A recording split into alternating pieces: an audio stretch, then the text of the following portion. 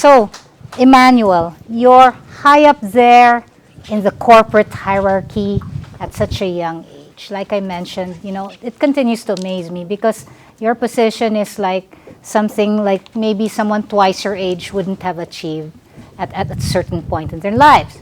How's it like? How's it like to be a Filipino, a young Filipino, and rubbing elbows with other VPs of a giant corporation like that? Tell us, and how does one exist in an environment of success as a Filipino? Just a background, because I'm almost essentially a financial industry expert. So essentially, my first role was actually with Bank of America, and it was funny because when I got picked up, it was my senior year in college, and they picked me up as analyst, and almost the same situation because they were also probably twice my age. But it was okay because I was taking on roles where it was more of support, more of helping out, or just more of like eventually developing up as a leader. But when I went on to Wells Fargo, that was the biggest jump because I was literally in the midst of within the industry right now, they're really big in social media. So it's definitely the hottest thing right now across corporations. And then the other part to that is that Wells Fargo has consistently had one of the most highest rated social media teams out there. So it was really pressure on me when I joined the team. I looked at the team and I realized, What's the pressure? Where's the pressure coming well, from? like you mentioned earlier, I looked at the team. This time I was taking on a leadership role, but I was probably the youngest. That's what I was thinking. Later on, I find out I am the youngest. So the pressure was there already established. But when I looked at it, the first year that I took it on, there was pressure that how to, for me to perform and to show that I definitely know what I'm doing. And but eventually, as I got more comfortable with my role, I looked at it in a different way. Where, of course, me being as younger as a millennial and in certain regards Filipino, I took that away. I looked at it. I was essentially part of the team. I was contributing and I was leading in certain aspects where I was just as any of my teammates, and that's what I went with, and that's still what I go with today.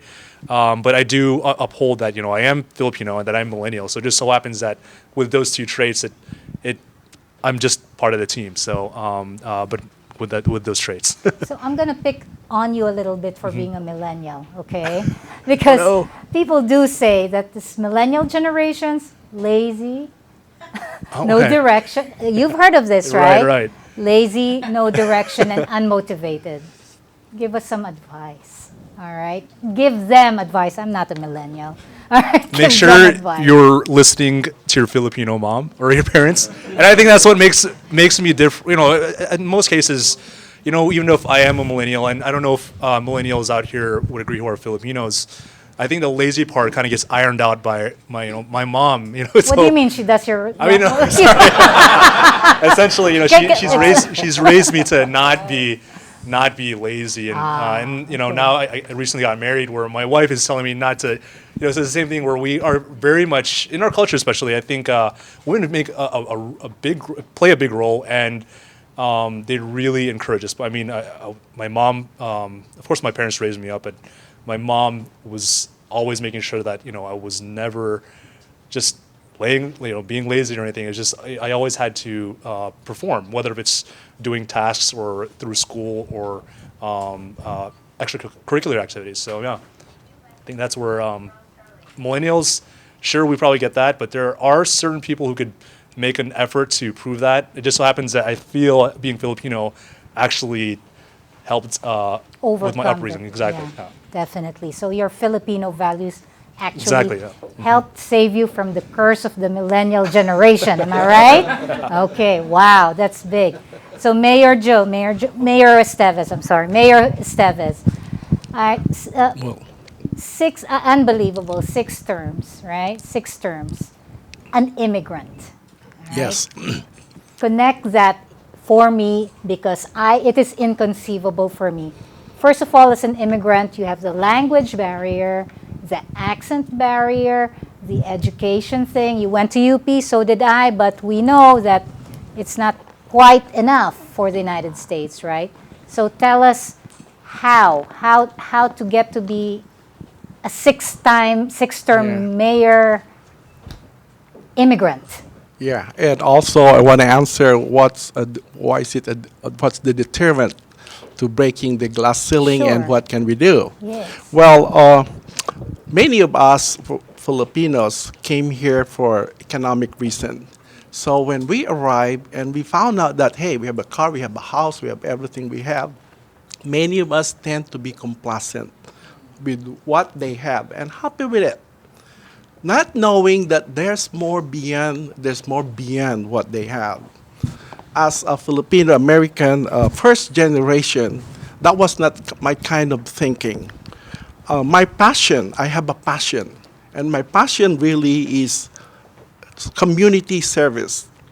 From college to my younger days to the present, I always devote time for others. And that's what I've been doing. And I'm happy with it. So what I'm saying is you have to do beyond the basic of personal career and personal security. You have to think that the family is not only your community, the family is not only one, but the whole community is your responsibility as well. So passion is one, have a strong passion of what you want to do. The second one is have to have a mission in life. When I came to America, I told you it was heartbreaking for me. Well, I said, I want to excel and show that even in America, I can contribute back to the Philippines.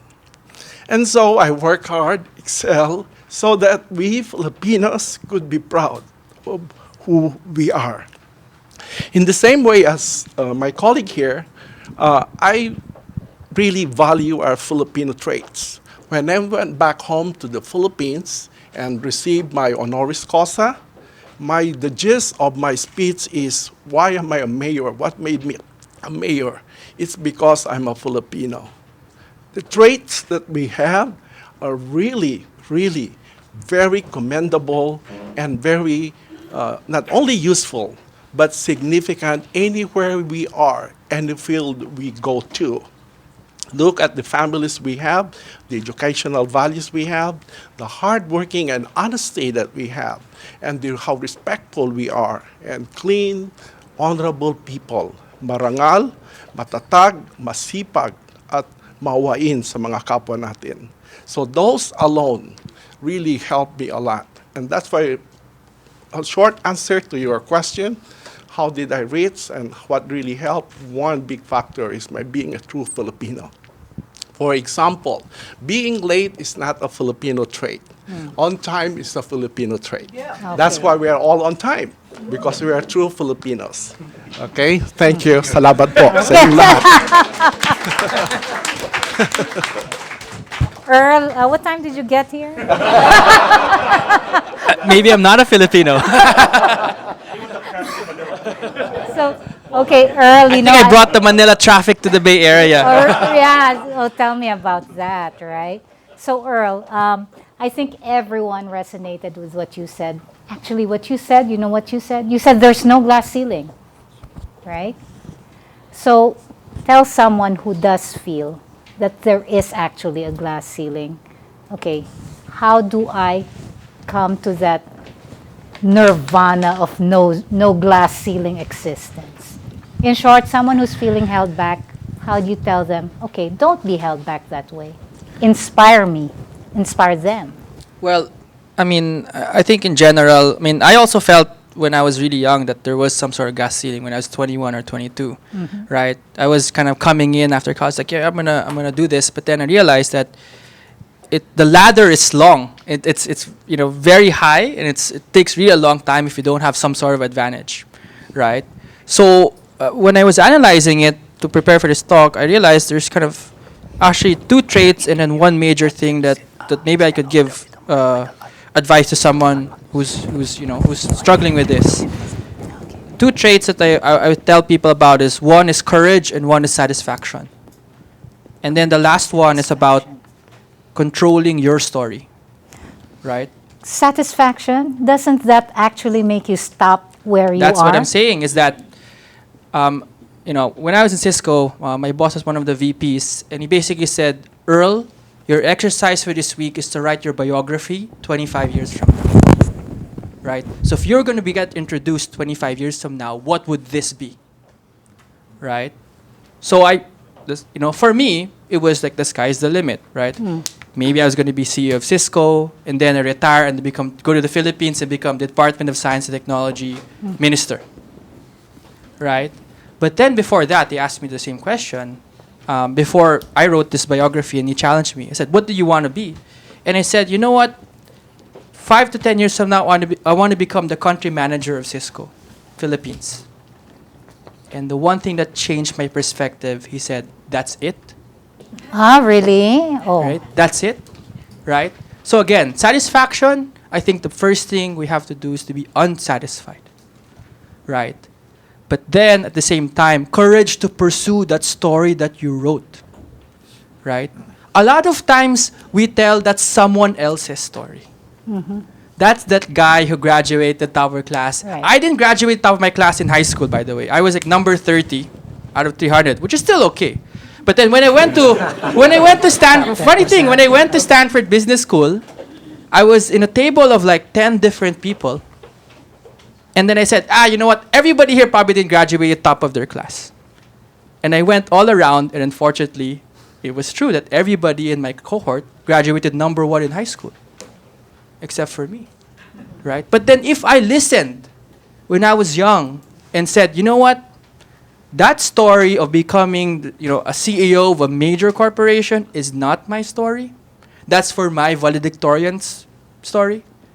Then we have a different scenario right now, That's right. right? So that's something I think anybody right now who's kind of listening to this, that's something. Make sure you don't become satisfied, and the courage to actually pursue what you really want to do. Write your own story, not someone else's. Good. Write your own story. Perfect. So, Anthony, I believe we have questions from the audience, and we're being requested to have the audience member. We're going to ask questions up here. Yeah, by the light. Okay, here. Thank you, Earl. That was so great, you sharing that. Eric, where are you from? Originally from Baguio, but I live in Oakland. Oh, great. I know you've been thinking about this question since it started. Sure. Go ahead. Fire away. Okay, first of all, I'm so glad I attended tonight's event. Listening to the panelists share has been amazing, and I hope everyone here can go out and share that with other people. I've heard different, with the topic of breaking the glass ceiling. I've heard different words. It's an attitude. It's a mindset, and it's not really there. It's perception, and I completely agree with that. So the question is, and it may be twofold, is that something that was in you, that was innately in you?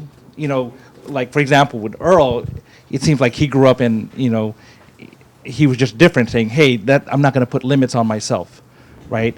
Or in a culture like the Philippine culture where, you're taught to be humble, you're not taught to take risk, right? Where that kind of, the qualities that would make you successful and stand out or break the glass ceiling are suppressed. Is that something that you just, to break out of it, is it things that you learn? Is it that you get a mentor like, the general did? I mean, how do you do that so that more Okay. people can break the glass ceiling that's not really there? All right. So if we could just, please, one sentence answer only for everyone, okay? So other people can answer. Let's start with Earl. One Yeah. sentence, Earl. Again, people underestimate the power of, it seems a bad word in our culture, connections, right? You gotta network with people inside your corporation, outside your corporation. Just meet people, right? You'll never know what will happen, right? So when I was young, I scheduled appointments with corporate VPs, and I said, I just need 1 hour of your time. Please, I just need guidance. Amazing. But the funny thing is, no other young engineer did it in the entire company except for me. Okay. That's one sentence. His answer is network. My Sure. answer is pursuit of excellence. Anywhere you are, you have to excel. If you really want to make a big difference, either in school or in your field of work, you excel. What does excel mean? Doing beyond the ordinary. going against the tide, being outside of everybody and be different. And it's difficult. It's not easy, but that's would make a difference between you and everybody else. Thank you. For Mayor Jose Esteves, his answer is be unique while pursuing excellence. Stand out. I think for me, it's following your passion where you know it could lead to success. I was actually very much into arts, but I never followed it. But I still feel every projects that I do, put an artistic flair. So I'm still following my passion, but I know where it's leading to be a success. So I think following your passion with success in mind. So. Okay, so following your passion and knowing that that path should be leading to success. All right. Trusting your passion. How's that? All right? Trusting it. Okay.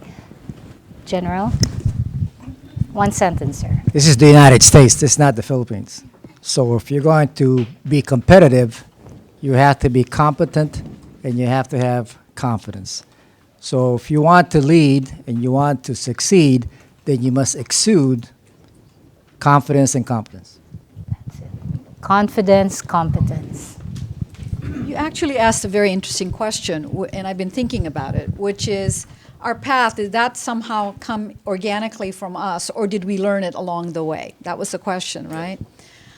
I can't answer for anyone, but I learned it along the way. And my breakthrough moment was when I figured out that I would define my version of success as an entrepreneur, as a businesswoman. And it took me a while to get there. So no, it wasn't, I wasn't born with it. I had to learn it. So how would I put that in one word? That's. I haven't a clue. So it's kind of like define your own story, just like what Earl said, right? Yeah, I think it's the self-awareness Self-awareness. that you know yourself and you know what success means for you individually and personally. Know thyself. All right. Sun Tzu said. Okay, Eric. Be accountable. I think it's really important that one of the things that oftentimes I think within our Filipino culture is that we could be proud, which is a fantastic thing, but we can be proud to the point where we don't take feedback. We don't listen. That's called mayabang. I'm learning something now. And I think it's important that we challenge ourselves to get better every single day, every single second. We look at ourselves, we critique ourselves, and, actually we grow the most when we fail. And that's something that a lot of Filipinos that I interact with are afraid to fail. Actually fail every day, because if you fail every day, you're getting better every day. So be accountable. I think that's great. Don't be afraid to fail and be accountable, right?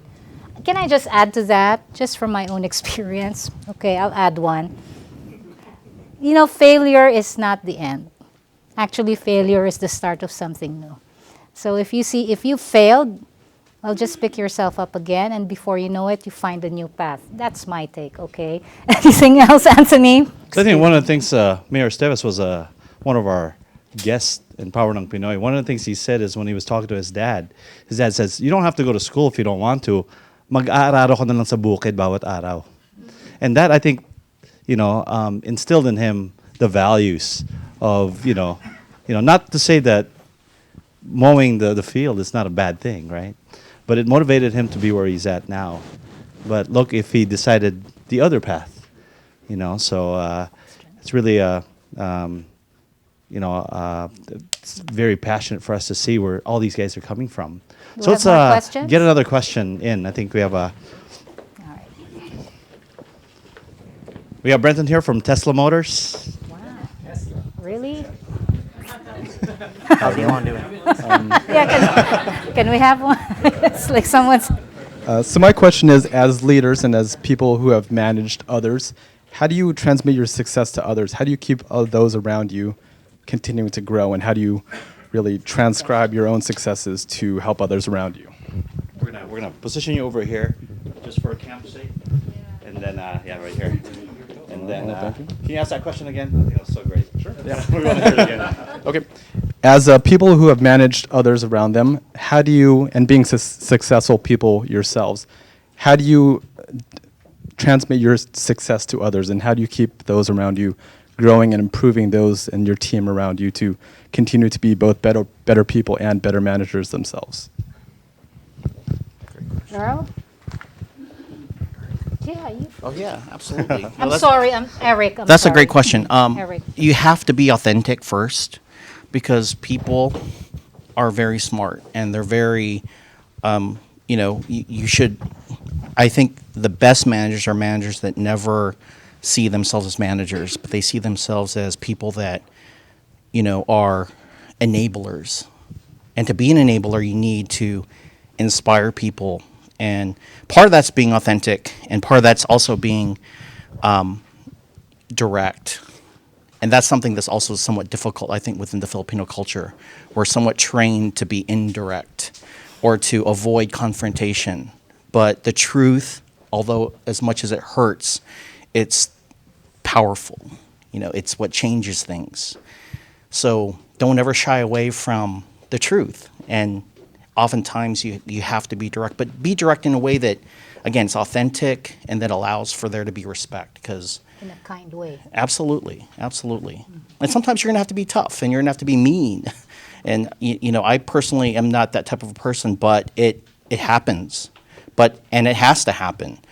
So you have to make that decision. You have to be bold and you have to be courageous in terms of the way that you deal with situations. Because, again, if the truth doesn't come out now, it'll come out later.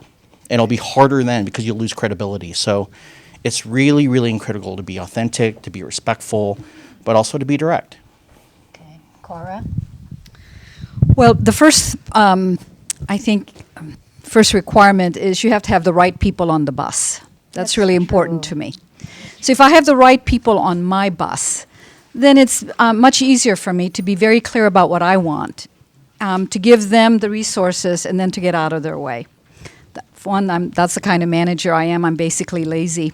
And so it's easy for me to be able to do that. The other is that you have to be a great role model, because people look to what you do. If there's any incongruence between what you say and what you do, people will watch what you do, not what you say. So being the kind of role model that you behave in the way that you want other people to behave, in the way you treat people, the way you deal with conflict, all of those things will resonate with people. And the last is, I'm really big on culture. Culture, I think, trumps strategy all day long. It's one that I firmly believe in.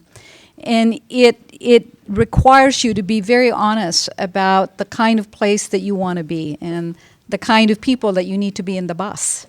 It would also be helpful that people have an understanding that there's a democratic way of approaching things and getting things done, but at the end of the day, you are driving that bus. And so to Eric's point, sometimes people have to get off the bus if they are not if it's not a good fit. I've been in organizations, large organizations, work as a vice president for a multi-billion-dollar company, about 15,000 people around the world, which I didn't like, and then leading formations in combat operations, 150,000 of them. But I always told my kids that's easier to deal with them than dealing with my two children. So it goes back to the mentoring piece, because my kids would say, well, you're not just mentoring us, Dad, you're tormenting us. So I was then a tormentor. But I told them, listen, I had a lot of lessons learned, and so I'm sharing with you my lessons learned of how not to. So I'll start with that. And it's the same philosophy that my parents had educated me with. Is the same one when I was dealing with people. Is that I am chewing you out because you're not doing it right. But let me at least share with you how I think you should do it right, so you can be successful. Because I don't want you to fail. That's not what we're about. Leaders don't want people to fail, right? I mean, you can fail, but probably on your own volition. But then I also want to hug them, I mean, figuratively speaking, and say, come here. I'm proud of you. I think you can do well. Do it the civil way. Because one way or the other, They're either going to believe you or not believe you. But for my children, they're highly successful today, not because of me, but because of what they did for themselves. So it's passing it on, as I mentioned earlier. If you think you're successful, share that with the person behind you and say, I want you to be in front of me and not just beside me.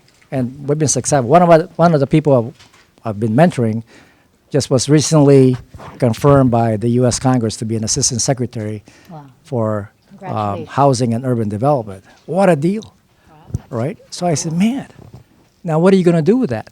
He says, I'm going to make sure that somebody else achieves the same success. Good for you. No cost, right? Right. Emmanuel? So, the exit plan. The concept of the exit plan is kind of like what Earl mentioned with building the story. And essentially, when you take on a role already, you're already thinking about that exit plan. And along that exit plan, it's not just about where you're going to come from, but how do you build a team around you to build on a legacy, not necessarily that you created, but what your organization is about or what this specific role is about. Because if you don't think of this the exit plan, it's like by the time you do leave, no one's there that you've considered to take on the next role. And along that route, when you think of that, when you start thinking about that, it's going to be interesting because you're going to come across people that you're going to find out. I have no one on my team that could do good public speaking. I have no one on my team that could work with our legal team. Then you find out traits that your teammates could actually grow in. So you find out no one in your team can actually speak publicly, but then you find out someone's a great writer. So you build on those strengths that they work on, help it, develop it as you go on, as you manage them, and eventually they become strong at that point. And eventually, as they build these strengths of theirs, they may have more time to actually build on their weaknesses. So yeah, I think that's the concept there. Just help work on their strengths, but as you're doing that already, just strategize on exactly where you're pinpointing, where you're planning to take the team when you go. So, Mayor Joe, how to be a leader. Well, it's very similar to what's been said. It's just leave what you say. And my good example is my father. My father is a great lawyer. He is a civil, criminal, and all kinds of law. Not like here in America, you only practice one kind of law, but he is able to practice all kinds of law, and he has good clients. But the problem, not really a problem, I don't know if it's a problem, but my question to him is, why that are we not rich when we were young? And the reason is that, well, he said, I'm a father, I make sure that you're secured, you have your life, you have your education, and so on. But on the other hand, there are others that we need to help. So guess what? Most of his clients are people who can't afford to pay. But even people who can afford to pay will want to pay before the case, right? Because they want to win.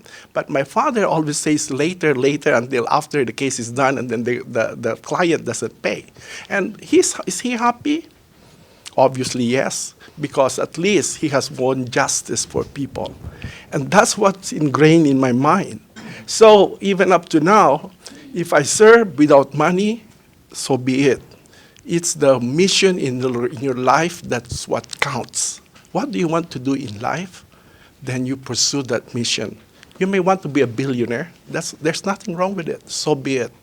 But there are missions in life that could be worthwhile as well. So follow your passion, follow your mission by being the great example. Thank you. Thank you, sir. At least when I lead teams, I lead them with 3 principles, right? So one is about I lead with mission, I lead with ambition, and I lead with standards, right? And then all wrapped into a time-bound element, right?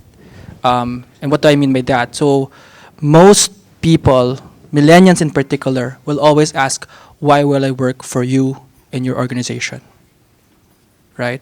And you have to be very clear as a manager, as a leader, that people get inspired by the why. The why do you exist? Why does your team exist? Why does your organization exist? So you have to be very clear in doing that. So automatically they filter you because of it. Second is about I lead with ambition. The first thing that I ask people when I hire them is, what is your goal in life, particularly at least 3 to 5 years from now? And I will help you get you there. I'll help you get there, right? So I want to drive their work because they want to get somewhere. And unfortunately, I don't like to hire people who don't like to go further from where they are right now. Because how can I motivate them, right? I want to know what your path is so I can help you, right? And then lead with standards. Even if I'm in the Philippines, even when I was here, at the end of the day, I always benchmark with global standards. You know, as a fund, or in the top 25% of funds, as a corporate, VP, am I doing the best strategy to expand globally, right? Those are different things. And then the time-bound element is that when I was hired in Cisco, the first thing that my boss said, I will fire you in 4 years, right? But I will give you the best 4 years to learn so that anything you want to do after 4 years, you will get. And because of that, I knew there was a time-bound element. I really maximized that 4 years, right? So it's a bit radical, but it seems to resonate with millennials. That's a great answer. It's true. It's true though. So that's a question on how to be a leader, right? So we have a next question from Ariel. Ariel. So for the sake of time, what we'll do is she'll ask a question. Maybe select panelists can just answer it. All right. So that we get more So- questions out of it. Okay, great. So Ariel? This is our last question. So by the Ariel's way, from right? Google. Thanks for coming. Who here went to Google today? I think we all did, right? Somehow. Ariel, what's your question? Should I stand here? Or? Sure. Okay. So thank you, panelists, again for coming. I think it's really inspiring to hear all of your stories. Should I face this way? All right. I know, right? Okay, so I think it's very inspiring again. I think it's really easy to see and hear type A personalities, and I think it's admirable. And I think a lot of us can relate that, especially as we're just going through our career, we're trying to think of what's our next step, how are we going to break this glass barrier? But I think eventually at some point in our lives, we're all going to think about our personal lives. So, am I ever going to get married? Am I going to have kids? Like, at what question. point I love this will I question. have to make those decisions?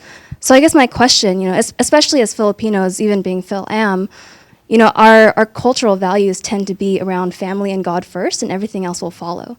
So my question is, how are you able to develop your personal lives in parallel with, how far you've gotten right now, and also just about general work-life balance? It's a great question. I love this Great question, Ariel. Cora, I'm going to call on you. I have a feeling you have a lot to say about this. I'm a mother of 2 sons. I'm now a grandmother of 2. But I've got to tell you, when I was moving up the corporate ladder, I wanted a wife. I felt if I had a wife, half of my problems would be solved for work-life balance. It's possible now. Right. So when my colleagues would go after dinner or after work to have a drink, I would go home and diaper. That, and it was a very tough thing, I think, for women who wanted to aspire, still wanted to have children. You just got to make it work. You have to decide that that's important. It was important to me to have children and to have the values of children. What people typically don't know, all those years that I was working in Hawaii, I commuted from Oakland to Hawaii every week. I was on a plane because my husband and children were not going to move to Hawaii. So that was an interesting test of our ability as a family to stay together, to figure out what was important. And we were able to make it work, but with a great deal of sacrifice. But it was also saying family mattered to me, that it still is very critical to me, number one in my life, and that I would find a way to make it work. You'll find a way to make it work. Okay. Thank you, Cora, as usual. Amazing answer. So, Manuel. I resonated with the Phil-Am part because I was essentially raised here my whole life, but still that Filipino value where you mentioned it, church and family are the big parts. The way I look at it right now, before I got married in January. It was my family was my motivation. So you make that your family your motivation, and now it's my wife. So they're my motivation to continue succeeding.